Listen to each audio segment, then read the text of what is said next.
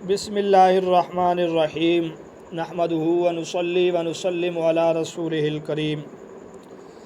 انبیاء کرام کے متعلق معلومات کا ایک سلسلہ ہم نے شروع کیا تھا۔ اس تسلسل میں کچھ دن کے لیے تعطل آ گیا۔ آج دوبارہ اسی سلسلے کو شروع کرتے ہوئے حضرت یوسف علیہ السلام کے متعلق جو اہم معلومات ہیں وہ آپ کے گوشے گزار کرنے ہیں۔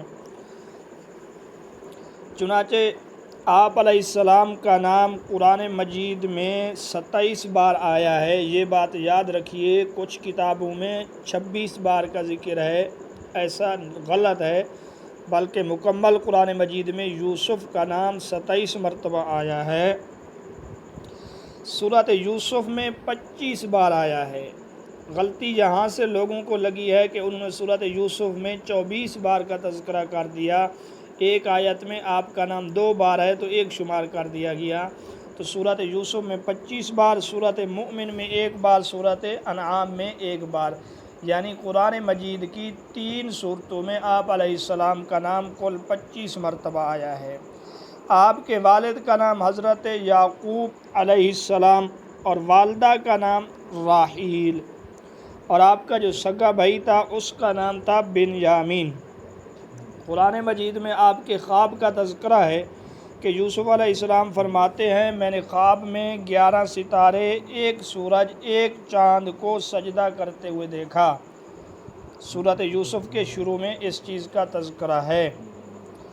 حضرت یعقوب علیہ السلام کے کل 12 بیٹے تھے، ان میں سب سے افضل مقام اور مرتبے میں حضرت یوسف علیہ السلام ہیں۔ مجاہد رحمۃ اللہ علیہ فرماتے ہیں، جس نے حضرت یوسف علیہ السلام کو قتل نہ کرنے کا مشورہ دیا اس کا نام تھا شمعون۔ یہ بھائیوں نے مشورہ کیا تھا کہ ہمارے والد ہمارے بھائی کو ہم پر ترجیح دیتے ہیں، لہذا اس کو قتل کرتے ہیں۔ تو قال قائل منہم لا تقتلوا، ایک کہنے والے نے ان میں سے کہا کہ اس کو قتل نہ کرو۔ تو وہ قائل کون تھا؟ ہر ایک نے اپنی رائے دی ہے۔ حضرت مجاہد فرماتے ہیں کہ ان کا نام شمعون تھا، اور سدی رحمۃ اللہ علیہ کے بقول اس کا نام یہودا تھا، اور مشہور بھی یہی ہے کہ قتل سے روکنے والا آپ کا جو بڑا بھائی تھا اس کا نام یہودا تھا۔ جبکہ قتادہ اور ابن اسحاق رحمۃ اللہ علیہ کے بقول ان کا بڑا بھائی اس کا نام تھا روبیل، اس نے قتل کرنے سے منع کیا۔ بہرحال قرآن مجید میں صرف اتنا ہے کہ ایک کہنے والے نے کہا لا تقتلوا۔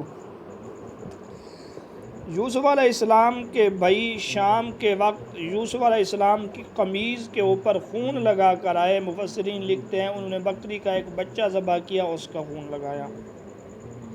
تو یوسف علیہ السلام کے بھائیوں نے بکری کا بچہ ذبح کر کے اس کا خون قمیض پر لگایا، اور بھائیوں نے حضرت یوسف علیہ السلام کو ایک کنویں کے اندر ڈال دیا تھا۔ تو بتاتے ہیں مفسرین، جن قافلے والوں نے یوسف علیہ السلام کو کنویں سے نکالا، ان کا جو سامان تجارت تھا وہ پستہ، صنوبر اور بن کا پھل تھا، یعنی یہ چیزیں لے کر وہ ملک مصر کی طرف جا رہے تھے۔ قرآن مجید میں وَشَرَوْهُ بِثَمَنٍ بَخْسٍ کہ انہوں نے اپنے بھائی کو چند دراہم کے بدلے میں بیچ دیا۔ تو ابن عباس اور ابن مسعود رضی اللہ تعالیٰ عنہما کے بقول وہ جو چند دراہم ہیں وہ 20 درہم تھے، یعنی 20 درہم کے بدلے میں بیچ دیا۔ اور مجاہد رحمۃ اللہ علیہ فرماتے ہیں 22 درہم کے بدلے میں بیچ دیا، جبکہ ابن اسحاق کے بقول 40 درہم میں اپنے بھائی یوسف کو ان قافلے والوں کے ہاتھ بیچ دیا، یہ کہہ کر کہ یہ ہمارا غلام ہے، یہ ہم سے چھپا ہوا تھا اور یہ یہاں پہ چھپ کے بیٹھا ہوا تھا۔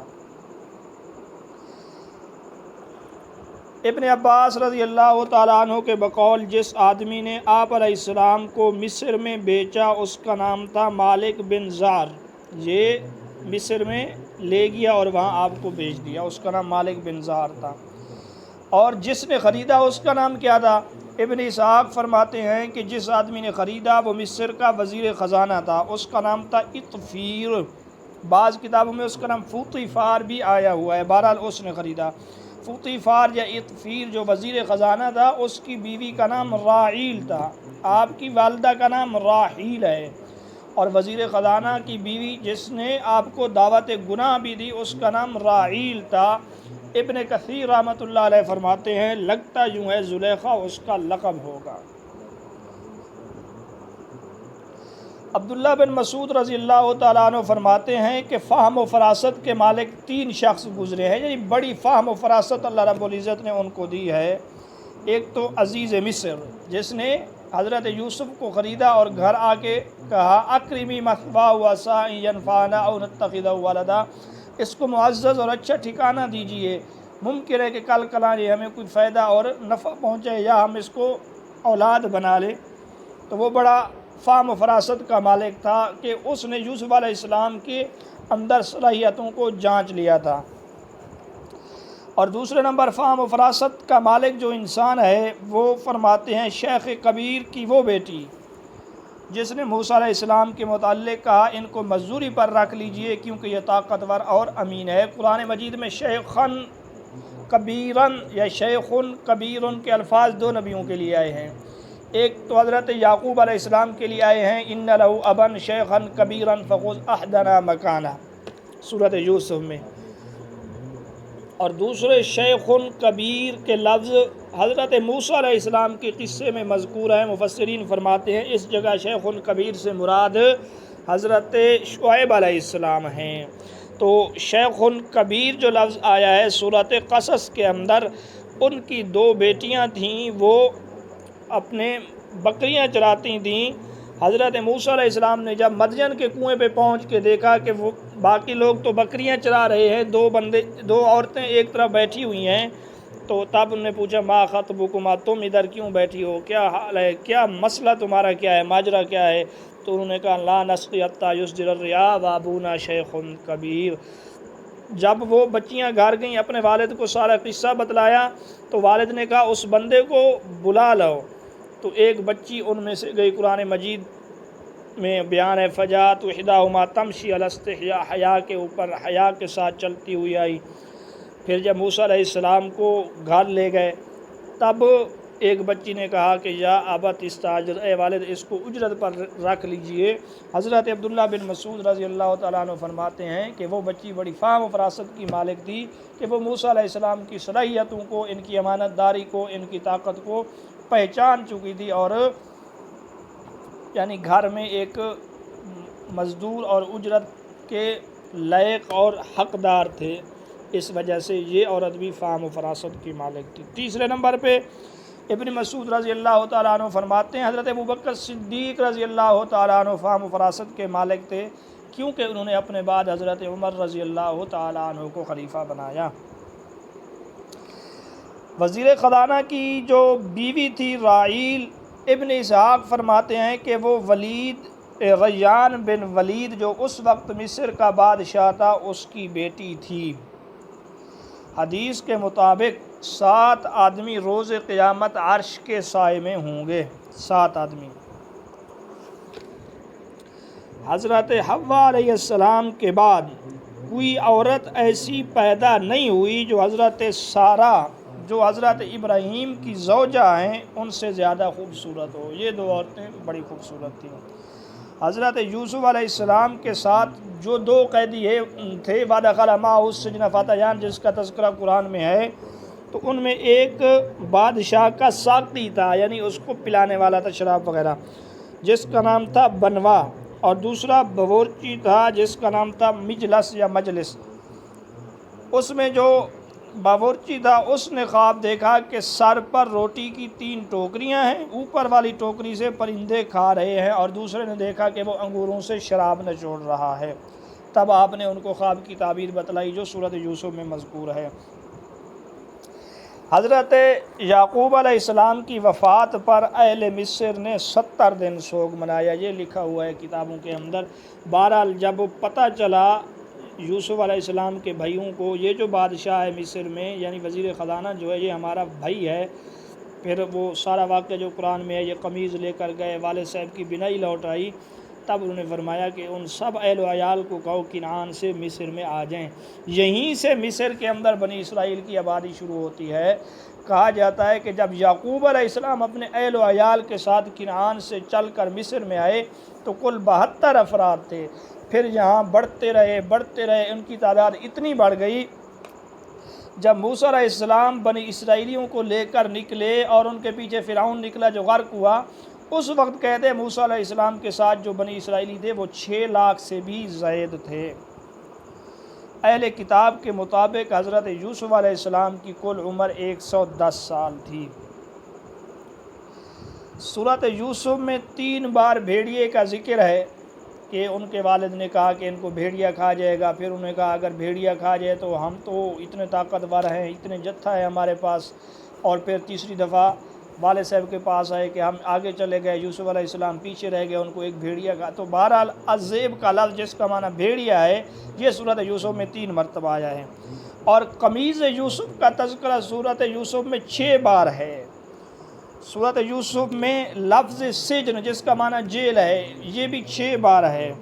سورۃ یوسف میں کل 4 آدمیوں کے خواب کا ذکر ہے، 2 قیدی ان کے خواب کا ذکر ہے، تیسرا بادشاہ جس نے خواب دیکھا تھا کہ 7 گائے ہیں موٹی تازیاں اور 7 ہیں دبلی پتلیاں، وہ دبلی پتلیاں ان کے اوپر غالب آ گئیں، اور چوتھے حضرت یوسف علیہ السلام کے خواب کا ذکر ہے۔ سورۃ یوسف میں 2 بار اس چیز کا تذکرہ ہے کہ عورتوں نے اپنے ہاتھ کاٹ دیے۔ سورۃ یوسف میں نفس امارہ کا ذکر ہے، نفس مطمئنہ کا ذکر سورۃ فجر میں ہے، اور نفس لوامہ کا ذکر سورۃ قیامہ میں ہے۔ فصبر جمیل کا لفظ سورۃ یوسف میں 2 بار ہے۔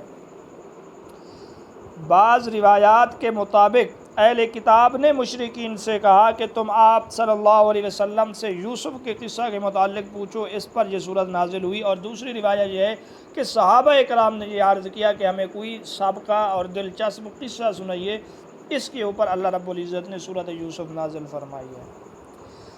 اگلے نبی ہیں حضرت ایوب علیہ السلام۔ حضرت ایوب علیہ السلام کا نام قرآن مجید میں 4 بار آیا ہے۔ روز قیامت اللہ تعالیٰ مالداروں کے لیے، یعنی مالدار اگر گناہوں کا یا اور چیزوں کا عذر کریں گے تو اللہ حضرت سلیمان علیہ السلام کو پیش کریں گے کہ اس کو ہم نے پوری جہان کی بادشاہت دی، ہوا یہ چیزیں بھی تابع کر دیں، لیکن انہوں نے تو اللہ کی نافرمانی نہیں کی۔ غلاموں کے لیے اور پاک دامنی کے لیے حضرت یوسف علیہ السلام کو، مصائب و آلام میں مبتلا لوگوں کے لیے حضرت ایوب علیہ السلام کو بطور حجت اور دلیل پیش کریں گے کہ میرے یہ بندے بھی اس قسم کے تھے، انہوں نے تو نافرمانی نہیں کی، لہٰذا تم یہ عذر نہیں کر سکتے کہ ہم سے اس وجہ سے نافرمانی ہو گئی۔ آپ علیہ السلام نے وفات کے وقت، یعنی حضرت ایوب علیہ السلام نے وفات کے وقت اپنے بیٹے حومل کو اور اس کے بعد اپنے بیٹے بشر کو تمام معاملات کا نگران بنایا۔ بشر کے متعلق کہا جاتا ہے کہ یہ حضرت ذوالکفل علیہ السلام ہیں، اور انہی حضرت ذوالکفل کے متعلق یہ بھی کہا جاتا ہے کہ ان کی عمر 75 برس ہوئی۔ زمین میں کھیتی باڑی کے لیے کتابوں میں لکھا ہے حضرت ایوب علیہ السلام کے پاس 500 ہل تھے، اور ہر ہل کو چلانے کے لیے 1 غلام تھا، اس لحاظ سے 500 غلام اور 500 اہل و عیال تھے۔ شیطان نے کہا کہ ایوب آپ کا شکر کیوں نہیں کرے گا، کیونکہ آپ نے ان کو یہ چیزیں دی ہوئی ہیں۔ اللہ رب العزت سے کہا بہرحال حضرت ایوب علیہ السلام مصائب کے اندر مبتلا کیے گئے، آزمائش کے اندر ڈالے گئے، جن کے اندر آپ 100% کامیاب ثابت ہوئے۔ کہتے ہیں حوران جو شام میں سریہ کا علاقہ تھا وہ آپ کی ملکیت میں تھا۔ آپ وہ نبی ہیں کہ آپ کو آپ کی زوجہ بھی نہیں پہچان سکی، کیونکہ جب وہ آپ کو چھوڑ کر کام کے لیے گئی تھی تب آپ بیمار تھے، واپسی پر آپ صحت مند تندرست اور جوان تھے۔ تو جب وہ آئیں اور کہا کہ اللہ کے بندے یہاں پہ ایک بیمار اور مریض تھے، وہ کدھر ہے؟ بہرحال یہ سارا واقعہ مذکور ہے۔ یہ بھی لکھا ہے کہ آپ کی تندرستی کے بعد آپ کی زوجہ سے 26 بچے پیدا ہوئے۔ کہا جاتا ہے کہ شیطان آپ کی بیوی کے پاس حکیم کی شکل میں آیا، اس نے کہا میں علاج بتاؤں گا، لیکن شفا کو مجھ سے منسوب کرنا کہ فلاں حکیم صاحب کی وجہ سے صحت مند ہوئے۔ اس بات پر حضرت ایوب علیہ السلام نے بیوی کو 100 کوڑے مارنے کی قسم اٹھا لی۔